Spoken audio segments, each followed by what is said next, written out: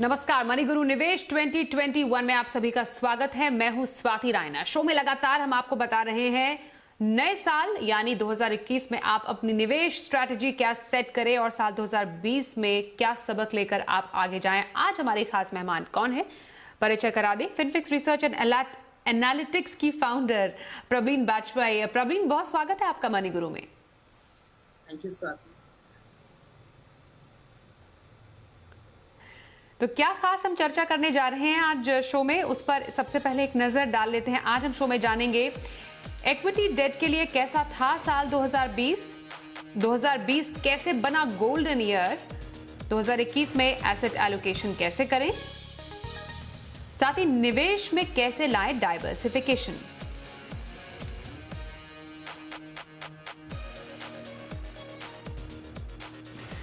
प्रवीण, अलग अलग asset classes ने अलग अलग तरीके से रिएक्ट किया 2020 में। इनफैक्ट हर साल हम एक अलग तरीके का डेटा देखते हैं। अगर हम गोल्ड, डेट, इक्विटी, इन सब एसेट क्लासेस की बात करें, स्पेसिफिकली अगर हम 2020 की तो बात करेंगे ही, पर थोड़ा सा पीछे हम अपने दर्शकों को ले जाएंगे। एज इन आपने एक बहुत एक्सटेंसिव डेटा हमारे साथ शेयर किया 2008 से। 2008 में भी हमने एक बहुत बड़ा रिसेशन देखा था और मार्केट्स में काफ़ी ज़्यादा इसमें फॉल आया था। तब से अब तक 2020 में खास तौर पर डेट और इक्विटी का अगर हम एक साल का प्रदर्शन देखें तो क्या एनालाइज किया जा सकता है इसको देखकर? राइट। स्वाति, आपने बिल्कुल ठीक पॉइंट आउट किया, बिकॉज ये दो डिफरेंट एसेट क्लासेस हैं, तो इनका जो रिस्पॉन्स होता है डिफरेंट इकोनॉमिक एनवायरनमेंट में या सिचुएशंस में वो थोड़ा अलग रहता है। अगर हम 2008 से देखें तो वो एक ऐसा साल था जब इक्विटी मार्केट्स ने काफी ज्यादा बीटिंग ली थी और उस टाइम पे डेट ने पोर्टफोलियोज को थोड़ा होल्ड किया, बिकॉज अराउंड 8 से 9% के रिटर्न्स थे। चाहे हम कैश इंडेक्स को देखें जो लिक्विड इंडेक्स है, या फिर हम कॉम्पोजिट जो बॉन्ड इंडेक्स है उसको देखें। And same pattern through out the last decade plus रहा है बेसिकली, कि कुछ सालों में इक्विटी ने बहुत अच्छा परफॉर्म किया है, वहां पे डेट थोड़ा डल रहा है, और कई बार जब इक्विटीज ने नहीं परफॉर्म किया तो डेट ने पोर्टफोलियोज को होल्ड किया है।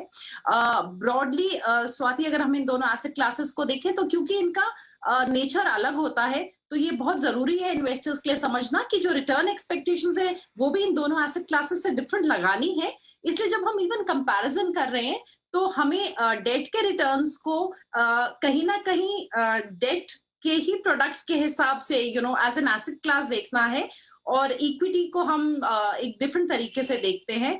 But broadly these two asset classes एक किसी भी इन्वेस्टर के लिए दो मेन कंपोनेंट्स होते हैं। एक तरीके से जैसे गाड़ी के दो मेन जो पहिए हैं वो यही है, इक्विटी और डेट।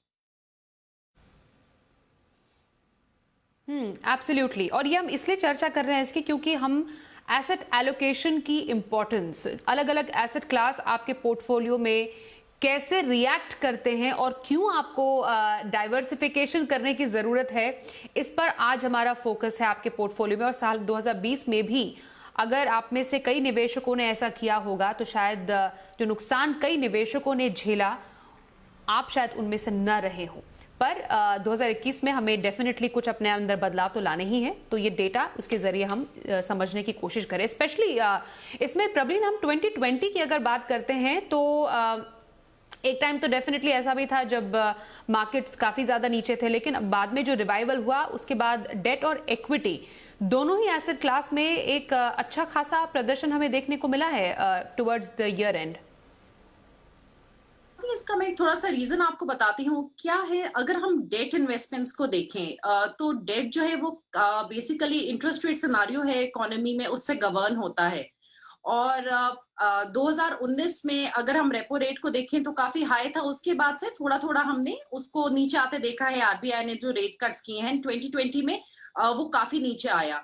तो होता क्या है, जो उस टाइम के पहले के बॉन्ड्स इशूड हैं एट अ हायर परसेंटेज, उनमें काफी ज्यादा एक इंक्रीज आई। तो जो डेट के आज की तारीख में आपको रिटर्न्स हैं, अगर हम हिस्टोरिकल डेटा देखें पास्ट 1 ईयर का, तो इनफैक्ट डबल डिजिट में जा रहे हैं। आप गिल्ड फंड्स को देखेंगे तो आपको 13-14% के रिटर्न्स भी दिखेंगे। और यहाँ पे मैं एक और चीज ऐड करूंगी, इन्वेस्टर्स के लिए ये बहुत समझना जरूरी है कि पास्ट रिटर्न्स देख के आज की तारीख में कुछ भी फ्यूचर से रिलेटेड इन्वेस्टमेंट डिसीजन ना ले। They should not be buying the past returns, ये बहुत इंपॉर्टेंट है। सो डेट का जो आउट परफॉर्मेंस रहा है इस टाइम पे, वो जो लगातार इंटरेस्ट रेट सिनारियो इकोनॉमी में हमारे कट्स आए हैं, बेसिकली आरबीआई ने इंटरेस्ट रेट्स कट किए हैं, उसकी वजह से है। और ये आगे उतना मजबूती से कंटिन्यू प्रोबेबली अब नहीं होगा। सेम स्वाति, अब इक्विटी बीज में क्या था, 2020 एक नॉर्मल ईयर की तरह शुरू हुआ। मार्च 2020 में WHO ने कोविड-19 को एक पैंडेमिक डिक्लेयर किया और हमने मार्च में एक बहुत ही भयानक फॉल देखी। मतलब ऐसा लग रहा था जैसे equity markets will never revive. And Nifty 12,000 के लेवल से आपके 7,600 के लेवल्स पे आ गया था। So about 37-38% fall. एंड उसके बाद से स्वाति, चाहे ग्लोबली भी अगर हम देखें तो काफी सारे स्टिमुलस पैकेजेस अनाउंस हुए हैं। बहुत सारा लिक्विडिटी आया है मार्केट्स में, and now markets are up. आज की तारीख में देखें तो जो मार्च के लोज हैं वहां से अराउंड 80% अप है आज की तारीख में इक्विटी मार्केट्स। जी बिल्कुल, आपने क्योंकि मार्केट्स की बात की, एक वी शेप रिकवरी हमने देखी है। अगर हम दुनिया भर के मार्केट्स का डेटा भी एनालाइज करें तो उसमें निफ्टी या नास्डैक हो गया, S&P 500, सबका जो यील्ड टू डेट है वो पॉजिटिव्स में है, एक्सेप्ट FTSE 100। और अगर हैंगसेंग और रशिया के अगर हम मार्केट्स देखें, निक्केई और शंघाई भी हमने पॉजिटिव में भी देखे हैं। दैट मीन्स काफी हद तक एक रिकवरी प्रोसेस में इकोनॉमीज में अलग अलग पैकेजेस के थ्रू भी, अलग अलग स्टेप्स के थ्रू, इकोनॉमिक रिफॉर्म्स के थ्रू इकोनॉमीज को सपोर्ट करने की कोशिश की गई है। स्वाति, एक्चुअली अभी तक से तो जो IMF ने डेटा दिया है उसमें हम देखेंगे कि ग्लोबल इकोनॉमी डेफिनेटली कंडेंस होगी। एंड अगर हम बहुत ज्यादा टेक्निकल टर्म्स में देखें, so lot of our economies are in recession. पर इस टाइम पे क्या है, जो एक ऑप्टिमिज्म है कि रीबाउंड आएगा इकोनॉमीज में ग्लोबली, वो बहुत ज्यादा है एज कंपेयर टू जो डैमेज कोविड ने किया है इकोनॉमीज को। सो ऑप्टिमिज्म इज बेसिकली एक वो जीता है इस पूरे अगर हम एपिसोड में देखें। सो जो रिवाइवल का ऑप्टिमिज्म है that is much more than जो हम लोग स्पेक्यूलेट कर रहे हैं डैमेज होगा। पर यहाँ पे स्वाति, जो हमने डेटा अगर हम लोग देखें ग्लोबली मार्केट्स का, चाहे हम निफ्टी देखें, हमने यूएस में ऑफकोर्स बहुत ज्यादा जो फेड है, lot of liquidity has been pumped in, stimulus packages आए हैं। पर वहां पे भी within their two main indices, जो नास्डैक 100 है एंड S&P 500 है, उसमें अगर आप देखो तो आपको बहुत वेरिएशन ऑफ डेटा दिखेगा। Because Nasdaq 100 is up by more than 40% year to date, जबकि S&P 500 about 13-14% up है, which is in line with the other global markets जो इस टाइम पे अगेन पॉजिटिव में है। एंड इसका एक काफी मेजर कारण ये है कि Nasdaq 100 is basically composed of technology stocks and health care. So ये दोनों ही ऐसे सेक्टर्स हैं जो इस पैंडेमिक के टाइम पे इन दोनों में बहुत ज्यादा तेजी देखने को मिली है। एंड इसीलिए बहुत ज्यादा फिनोमिनल रिटर्न्स हमें अलग से जो स्टैंड आउट करते हैं वो नास्डैक 100 के हैं यहाँ पे। एब्सोल्युटली। और इसमें सब में हमें एक्चुअली, अगर हम क्योंकि एसेट क्लास की फिर से बात करें, हमने इक्विटी और डेट का तो जो परफॉर्मेंस है वो देख लिया, पर गोल्ड ने जिस तरीके से शाइन किया 2020 में, और उसका भी इनफैक्ट डेटा है हमारे पास। हम इसमें इनफैक्ट 2008 के बाद कुछ सालों का डेटा दिखाते हैं, जैसे 2008, 2013 और 2015 दो ऐसे साल थे जब नेगेटिव में हमने देखा गोल्ड का जो रिटर्न था, और 2020 में तो मोर देन 30%, 31.6% हमने देखा है। तो 2020 को क्या हम कह सकते हैं it's been a golden year, because of course pandemic था, और जो सुरक्षित निवेश का जो एक जरिया गोल्ड माना जाता है, इसलिए गोल्ड पे भरोसा बहुत ज्यादा लोगों का बढ़ा। या एब्सोल्युटली स्वाति, आपने बहुत एप्टली इसको बोला। It's like the golden year for gold actually, because 2011 के बाद दीज काइंड ऑफ रिटर्न्स हमने पहली बार देखे, 30% प्लस रिटर्न्स। एंड ये हम जो ये डेटा है Swati, because this is in INR, so it is a dollar denominated asset, so definitely जब हम इसको रुपी टर्म्स में देखते हैं तो इसमें हमें परसेंटेज इंक्रीज और भी ज्यादा दिखती है। बट यस, ग्लोबली भी $2000 पर आउंस पहली बार क्रॉस किया है गोल्ड ने। सो एक फ्लाइट टू सेफ्टी के पॉइंट ऑफ व्यू से अगर हम देखें तो गोल्ड डेफिनेटली शाइन किया है। एंड ये 2019 से चला आ रहा था एक्चुअली ट्रेंड, बिकॉज इवन 2019 में gold has been up by more than 20%। जहां पे भी कुछ थोड़ा सा जियोपॉलिटिकल इश्यूज शुरू होते हैं या थोड़ा सा इकोनॉमीज के बीच में कुछ जैसे टकरार दिखा था हमें, यूएस एंड चाइना के बीच में इश्यूज हुए थे, तो एक कहीं ना कहीं आप जो इन्वेस्टर्स का मूवमेंट होता है वो गोल्ड की तरफ इंक्रीज होता है। इनफैक्ट ग्लोबली सेंट्रल बैंक्स ने भी काफी बाइंग की है। So gold has been it has proved yet again कि that is the asset to go to जब कोई भी हमें प्रॉब्लम दिखती है। एंड अगर आप जो जैसे पास डेटा की बात कर रहे हैं स्वाति, उसमें भी जिन सालों में इक्विटी मार्केट्स ने अच्छा प्रदर्शन नहीं दिया, स्पेशली 2008 जब हमने निफ्टी को अराउंड 50% फॉल होते देखा था, तब गोल्ड हमारा 30 ऑलमोस्ट 30% से तब भी अप था। एंड मोस्टली इन इयर्स जब इक्विटी मार्केट्स नेगेटिव में रही हैं, गोल्ड ने अपनी पोजीशन को होल्ड किया है। दो I also like two point out Swati यहाँ पे कि गोल्ड एज एन एसेट ऐसा नहीं है कि वोलेटाइल नहीं होता है। So investors again past returns देख के ये ना सोचें कि gold is the best asset class to be in, because usually आपका कोई फेवरेट एसेट क्लास हो जाता है इन्वेस्टर्स का, एंड दे अच्छे रिटर्न्स देख के कहीं ना कहीं टेंडेंसी होती है उसमें एलोकेशन बढ़ाने की। गोल्ड भी काफी वोलेटाइल रहता है, सो देख के एक सर्टेन मात्रा में ही गोल्ड में भी निवेश करें इन्वेस्टर्स। तो ये एक्चुअली गोल्ड की जब बात आती है तो ओवरबोर्ड होने का खतरा जरूर होता है। एक तो पैंडेमिक टाइम पर या ऐसे कोई सिचुएशन है अनसर्टेनिटी के मौके पर लोगों को एक सेफ हेवन चाहिए होता है, एक सुरक्षित निवेश का कम से कम एक जरिया, एक एसेट क्लास तो चाहिए ही। ओवरबोर्ड ना हो उसके लिए क्या एक लिमिट सेट करें अपने पोर्टफोलियो में गोल्ड की?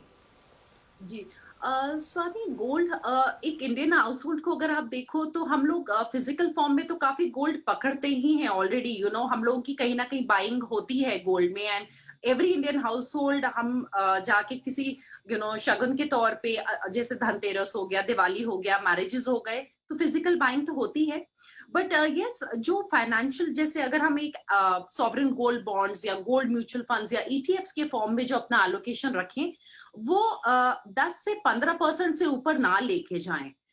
एंड इसमें ये एक इम्पॉर्टेंट चीज है, क्योंकि गोल्ड को जब हम एक ओवरऑल पोर्टफोलियो के नजरिए से देखें स्वाति, तो हमें अपने हाउस होल्ड गोल्ड को हम तब नहीं मिलाते, क्योंकि जो फिजिकल गोल्ड है उसको बेचना तो एक बहुत ही डिस्ट्रेस की चीज माना जाता है, स्पेशली हमारे इंडियन सेटअप में। तो जहां पे आप प्रॉफिट बुकिंग की बात कर रहे हैं, गोल्ड एज एन इन्वेस्टमेंट, हमारे जो 3 ऑप्शंस हैं, सोवरेन गोल्ड बॉन्ड्स हो गए, ईटीएफ्स, म्यूचुअल फंड्स हो गए, इन्हीं को एक्सरसाइज करें and N allocation of 10 to 15%, उससे ज्यादा ना बढ़ाएं जब तक कोई स्पेसिफिक उनका रीजन ना हो कि वो उससे ज्यादा जाना चाहते हैं कोई इन्वेस्टर, पर्टिकुलर इन्वेस्टर गोल्ड में। बिल्कुल। तो ये डेट इक्विटी गोल्ड की हमने चर्चा की कि किस तरीके से 2020 का प्रदर्शन रहा और क्या आपको अब स्ट्रैटेजी सेट करनी है नए साल के लिए, नए निवेशक के लिए भी और एक मौजूदा निवेशक को भी क्या करना चाहिए, इस पर हम चर्चा जारी रखेंगे मनी गुरु में, पर एक छोटे से ब्रेक के बाद। बने रहिए हमारे साथ।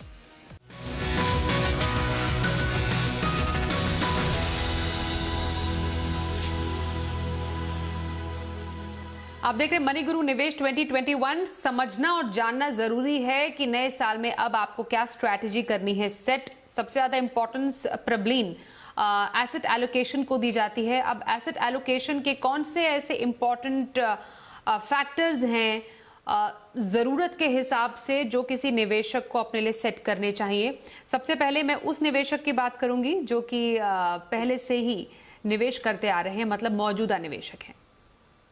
राइट, स्वाति आपने जैसे बोला एसेट एलोकेशन आई थिंक एक बिल्डिंग ब्लॉक है किसी भी एक हेल्दी पोर्टफोलियो के लिए।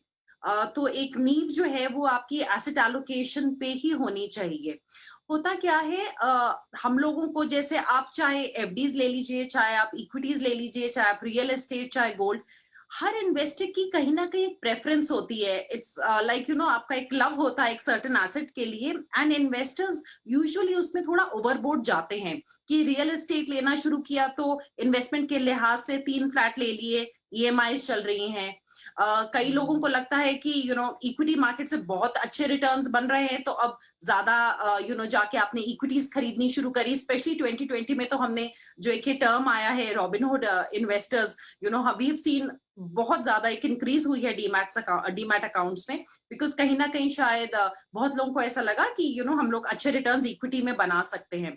तो होता क्या है कि कहीं ना कहीं हम एक सर्टेन एसेट या एक या दो एसेट क्लासेस को पकड़ते हैं और हम उन्हीं में ज्यादा इन्वेस्ट करना चाहते हैं। जो एक सही तरीका है एसेट एलोकेशन का, इसका मतलब क्या है कि आप एक सर्टेन मात्रा में हर एसेट क्लास में अपना थोड़ा सा एलोकेशन रखें, एक बैलेंस डाइट की तरह, that there has to be everything. एक जैसे बैलेंस डाइट में हर एक खाने की एक अपनी इंपॉर्टेंस होती है, बिकॉज कोई चीज आपको प्रोटीन देती है, कोई चीज आपको कार्बोहाइड्रेट्स देती है, कहीं से आपको विटामिन एंड मिनरल्स मिलते हैं। It's the same way, because different market cycles में स्वाति कोई एसेट क्लास परफॉर्म करेगा और कोई नहीं। 2020 को हम एक एक्सेप्शनल ईयर की तरह लेके चल सकते हैं। इनफैक्ट एनालिस्ट ने यहाँ पे इसको एवरीथिंग रैली ईयर का भी नाम दिया है, बिकॉज चाहे क्रिप्टो करेंसीज हो, चाहे गोल्ड हो, चाहे मार्केट्स हो, इस टाइम पे हमने हर चीज को ऊपर जाते देखा है। बट अगर किसी निवेशक ने आज अपने करंट पोर्टफोलियो को एनालाइज करना है और अपना आगे एसेट एलोकेशन डिसाइड करना है, तो ये बहुत जरूरी स्वाति कि वो अपने सबसे पहले तो गोल्स देखें। सो अगर उनको पैसा 1 साल के बाद चाहिए, तो जाहिर है कि उनका एसेट एलोकेशन ऐसे ही होना चाहिए जहां पे उनका गोल भी कंसिडरेशन में हो, उनकी रिस्क प्रोफाइल भी हो, उनके आगे टाइम होराइजन, इन सारे फैक्टर्स को देखते हुए उनको अपना एसेट एलोकेशन करना है। एक ब्रॉडर रूल ऑफ थंब ये होता है, हम ये मान के चलते हैं कि जो यंगर इन्वेस्टर है वो 100 में से अपनी एज को घटाएं और उतनी मात्रा में इक्विटीज में पैसा डालें। ये बहुत ब्रॉडर फ्रेमवर्क दिया जाता है। बट यहाँ पे स्वाति बहुत जरूरी है कि उस ब्रॉडर फ्रेमवर्क के बाद इन्वेस्टर अपने फाइनेंशियल गोल्स को देखें, अपना रिस्क प्रोफाइल देखें, और उसके बाद एटलीस्ट जो 3 मेन एसेट क्लासेस हैं, डेट, इक्विटी एंड गोल्ड, इनमें अपनी इन्वेस्टमेंट्स को डिवाइड करें। एब्सोल्युटली। और जो डाइवर्सिफिकेशन की बात हो रही है वो तो इक्वली इंपॉर्टेंट है। तो with in each asset class diversification का ये पर्पस, ये गोल कैसे अचीव किया जा सकता है? ओके, सो अगर हम लोग इसमें एक टॉप डाउन अप्रोच लेते हैं स्वाति, जैसे आपने ऊपर से देखा कि हमने थोड़ा पैसा गोल्ड में डालना है, आपने थोड़ा फिक्स्ड इनकम, मैं डेट को फिक्स्ड इनकम में लेके चल रही हूँ, और थोड़ा इक्विटीज में। तो गोल्ड में अगर आपने देखा कि मेरे को अपना 10% या 15% एलोकेशन करना है, उसके बाद आप सब डिवाइड कर सकते हैं कि आप गोल्ड में उसको फर्दर किस टाइप के प्रोडक्ट्स में डालना चाहते हैं। जैसे सॉवरेन गोल्ड बॉन्ड्स के कुछ बेनिफिट है, म्यूचुअल फंड्स के कुछ या ईटीएफ्स के कुछ बेनिफिट्स हैं। उसी तरीके से स्वाति फिक्स्ड इनकम में अगर हम गए, तो फिक्स्ड इनकम में हम ये देखेंगे कि हम कुछ गवर्नमेंट की स्कीम्स उठा सकते हैं और कुछ हम डेट फंड्स उठा सकते हैं। दोनों के अगेन अपने एडवांटेजेस और डिसएडवांटेजेस होंगे। So it is with in an asset class आपने फर्दर डिवाइड किया। लाइकवाइज इसमें एक बहुत इंपॉर्टेंट आ जाता है स्वाति, जहां हम इक्विटीज की बात करते हैं, बिकॉज इक्विटीज में हम not only with in the domestic equity हम डाइवर्सिफिकेशन करेंगे, जैसे कि मिड कैप, स्मॉल कैप या लार्ज कैप में, हम ग्लोबली भी इक्विटीज में डाइवर्सिफाई कर सकते हैं। तो ये एक लेयरिंग की तरह आप मतलब इन्वेस्टर्स देखें, पहले अपनी ब्रॉडर एलोकेशन सेट करें and then within each asset class अपना आगे डाइवर्सिफिकेशन देखें कि वो अपना पैसा कैसे इन्वेस्ट करना चाहते हैं। तो एसेट एलोकेशन और डाइवर्सिफिकेशन, ये दो इंपॉर्टेंट पिलर्स हम कह सकते हैं इन्वेस्टमेंट के, ये आपको समझने बेहद जरूरी है। ये हमेशा से डेफिनेटली हम हर शो में मनी गुरु में इसमें चर्चा जरूर करते हैं, लेकिन करना जरूरी भी है, क्योंकि 2020 में यही दो बेस आपने समझे होंगे निवेश के, जिसकी बेसिकली नींव जिस पे आपका निवेश खड़ा हुआ है। अब जो एक नया निवेशक है, सोचा कि 2021 में चलिए निवेश की शुरुआत करते हैं म्यूचुअल फंड के थ्रू या अलग बाकी और भी कितने एसेट क्लासेस है उसके थ्रू, उसको किन बातों का ध्यान रखने की ज़रूरत है? क्योंकि आई एम श्योर कई जो नए निवेशक हैं वो शायद थोड़ा बहुत अनसर्टन होंगे इस टाइम पर कि बाजार इतना ऊपर है, क्या निवेश ऑफ कोर्स करना हर कोई चाहता है, लेकिन क्या पता कुछ और स्कैर आ जाए, नीचे चला जाए तो मेरे निवेश का क्या होगा? तो नए निवेशक के लिए क्या स्ट्रैटेजी? एब्सोल्युटली। स्वाति, इस टाइम पे आई थिंक एक जो बहुत बड़ा माइंड में क्वेश्चन हर के है, कि मार्केट्स ऑल टाइम हाई पे हैं, सो इक्विटी मार्केट्स कहाँ जाएंगी। तो जो करंट इन्वेस्टर्स हैं उनको भी लग रहा है कि कुछ प्रॉफिट बुक करके क्या हम वेट करें, कि कोई डिप आए। और जो नए इन्वेस्टर्स हैं उनके लिए भी एक टाइम ऑफ अनसर्टेनिटी एक माइंड में रहता है कि इतने हाई मार्केट्स में क्या इन्वेस्ट करें ना करें। सो इसका आई थिंक एक थोड़ा सा तोड़ ये हो सकता है, बिकॉज इट्स वेरी डिफिकल्ट कि मार्केट को टाइम किया जाए कि जब आप सबसे लो पे, जरूरी नहीं है कि आपके पास उस टाइम पे पैसा हो कि आप इन्वेस्ट कर पाए या आप उसको कैच ही कर पाए बॉटम को। तो स्वाति, एक ब्रॉडर फ्रेमवर्क, कोई भी नया इन्वेस्टर सबसे पहले तो अपने फाइनेंशियल गोल्स को डिफाइन कर ले। फाइनेंशियल गोल्स को जहां उन्हें डिफाइन किया, एक तरीके से नियर टर्म हो गए, मीडियम टर्म हो गए और लॉन्ग टर्म गोल्स हो गए। उसके बाद अगर वो जो नियर टर्म गोल्स हैं वहां पे हम 5 साल से कम तो वैसे भी सलाह नहीं देंगे कि आप इक्विटीज में जाएं। तो आपके जो 5 साल से कम है, आपको डेट में ही अपना मनी डाइवर्सिफाई करके रखना है कि आप different products within debt segment देखें। जहां पे हमारा थोड़ा 5 से 10 साल का होराइजन है, वहां पे इक्विटी मार्केट्स में जो नए इन्वेस्टर्स अब आना चाहते हैं वो एक स्टैगर्ड मैनर में मार्केट को एंटर करें, एक साथ अपना पैसा ना लगाएं, थोड़ा थोड़ा करके। या तो एसटीपी रूट लें जहां पे वो अपना मनी एक लिक्विड फंड में पार्क करें। एक बार उन्होंने अपना ब्रॉडर एलोकेशन डिसाइड कर लिया है कि मैं किसी ने सपोज करिए 3 फंड्स चुने हैं कि एक लार्ज कैप, एक फ्लेक्सी कैप और एक मिड कैप, अपने एक 10 साल के होराइजन के लिए। तो वो उनके रिस्पेक्टिव लिक्विड फंड्स में अपना मनी पार्क करें और वहां से एक वीकली एसटीपी कर सकते हैं। और उसके अलावा एसआईपी तो एक बहुत अच्छा जरिया है स्वाति। एंड जैसे आपने यहाँ मेंशन किया कि 2020 की बहुत सारी लर्निंग्स हुई हैं, बिकॉज बहुत लोगों ने घबरा के मार्च अप्रैल में अपनी एसआईपीज को बंद किया एंड हमने बहुत स्ट्रॉन्ग रिकवरी देखी वहां से। तो ये बहुत इंपॉर्टेंट है समझना कि एक तो वही पैसा आप इक्विटीज में लगाएं जो आप एलोकेट कर सकते हैं एक लंबे समय के लिए। अपना कंटिजेंसी फंड, अपनी जो एक जरूरत का पैसा है 6 महीने साल का, वो डेफिनेटली अलग रखें। उसके बाद अपने एसेट एलोकेशन के हिसाब से अपने निवेश को प्लान करें। बट एक जो मंथली एक्सपेंसेस हैं अबाउट 1 साल तक के, उसको पहले जरूर अलग करें इन्वेस्ट करना शुरू करने से पहले। एब्सोल्युटली। तो नए निवेशक के लिए काफी इंपॉर्टेंट टिप्स प्रबलीन आपने बताए, और क्या निवेश स्ट्रैटेजी रहे in terms of asset allocation और डाइवर्सिफिकेशन निवेश में कैसे लाएं, उसके लिए तमाम बारीकियां समझाने के लिए प्रबलीन आपका बहुत शुक्रिया। और उम्मीद करते हैं आपका नया साल और भी मंगलमय हो। बहुत शुक्रिया आपका हमारे साथ मनी गुरु में शामिल होने के लिए। Thank you Swati. तो इसी के साथ आज के इस शो में बस इतना ही। वक्त एक ब्रेक का हो गया है, खबरों का सिलसिला जारी रहेगा। देखते रहिए जी बिजनेस।